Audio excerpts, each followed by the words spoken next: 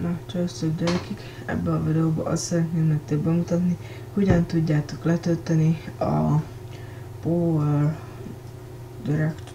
Director 11-et. Menjünk is, nyissunk meg egy böngészőt, leírásból ott lesz a link.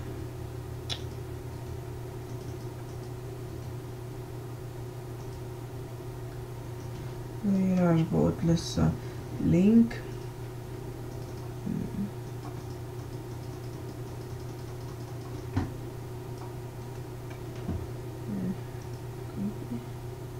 A leírásból ott lesz a link.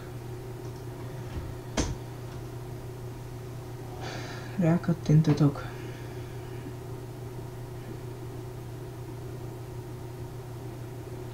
Vírusmentes minden. Itt lehet hozni minket ide a Kikasz torrentre. Itt leír mindent, 4K, 3D, HD, minden.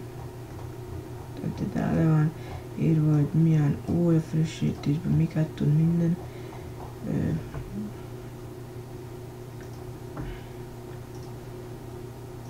Menjünk is rá a Magnet linkre. Leokézzük. És elkezdi nekünk letölteni. Ezt várjuk meg. A böngészőt becsukhassuk. Adjon 7 perc alatt legyen simán. Nyissuk meg. A setup. Futtassuk. Én ezt nem fogom futtatni, mert ez nekem már megvan.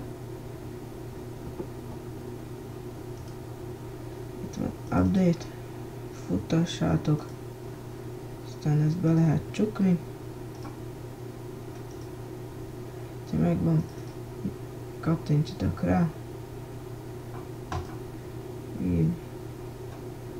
És már megy is minden. Itt tudtok hozzárakni mindent. Text, minden. A gyerekek, hogyha ez a videó tetszett, akkor nyomjatok rá egy lájkot, ha még nem vagytok, iratkozzatok föl. Csőztök!